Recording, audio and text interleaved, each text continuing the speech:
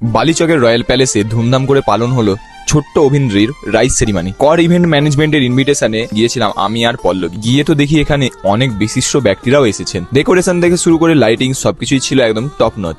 ওপরে গিয়ে দেখি সেলফি পয়েন্টের পাশে ভাইরাল রিলস বানানোর সেকশন, মানে একদম আলাদাই একটা ব্যাপার। আর সাথে ছিল 7-8 রকমের খাবারের স্টল। এরপরে আমি আর পল্লবী একটা একটা করে ট্রাই করলাম স্টলের কিছু খাবার। সবার প্রথমে গেলাম ফুচকা ট্রাই করতে, পল্লবীর তো বেশ ভালোই লাগলো। তারপরে খেলাম হাওয়াই মিঠাই, বানানোর স্টাইলটাও হেভি ছিল। তারপরে ট্রাই করলাম বেবি কর্ন, এটাও বেশ ভালো ছিল। এরপরে ট্রাই করলাম ফিশ ফিঙ্গার ও ফিশ বল। ভেতরের স্টাফিং গুলো একদম ভরে ভরে রয়েছে, আর টেস্টের তো কোনো কথাই হবে না। সব আইটেম গুলোই বেশ ভালো লেগেছে। আমার তো বিশেষ করে ফিশ বলটা ভালো লেগেছে। এরপর আমি ট্রাই করলাম 1 কাপ তন্দুরি চা, মাটির ভাঁড়ে করে। চা তো আমার এমনিতেই ভালো লাগে। আর পল্লবী ট্রাই করলো ব্লু লেগন।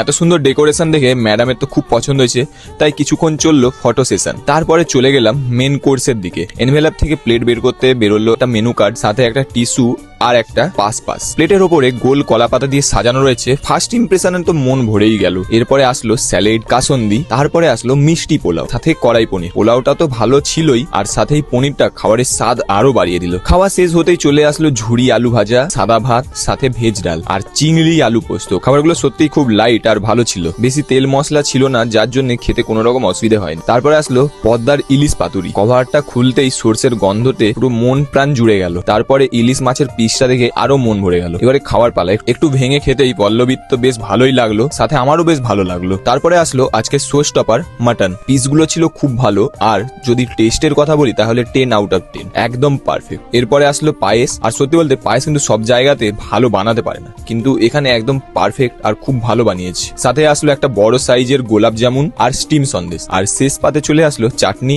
এবং পাঁপড়। সবকটা খাবারই ছিল সত্যি খুব ভালো। আপনাদের কোনো ইভেন্টে যদি কর ইভেন্ট ম্যানেজমেন্টকে বুক করেন, তাহলে ডেকোরেশন থেকে শুরু করে স্টল, খাওয়ার সবকিছুই থাকবে একদম টপ নচ। অতিথিদের কাছ থেকে প্রশংসা তো পাবেনই, আর সব থেকে বড় কথা আপনার মাথায় থাকবে না কোনো রকমের চাপ। সব দায়িত্ব নেবে ইভেন্ট ম্যানেজমেন্ট টিম। এনাদের বুকিং নাম্বার আমি স্ক্রিনের ওপরে দিয়ে রাখলাম, আপনারা চাইলে আপনাদের ইভেন্টের জন্য অবশ্যই বুকিং করতে পারেন। খাওয়া দাওয়া করে চলে গেলাম মকটেল কাউন্টারের দিকে। গিয়ে ট্রাই করলাম একটা মশলা সোডা আর সাথে বেনারসি পান। পল্লবী তো ফটো তোলা শেষ হবে না, আমি চললাম তার ফটো তুলতে। আর আপনারা কমেন্টে জানান ভিডিওটা আপনাদের কেমন লাগলো। কর ইভেন্ট ম্যানেজমেন্টের নাম্বার আমি ফার্স্ট কমেন্টে দিয়ে রাখলাম। আপনার যে কোনো ইভেন্টকে আরো সুন্দর ও হ্যাসেল ফ্রি করে তুলতে অবশ্যই কন্ট্যাক্ট করুন।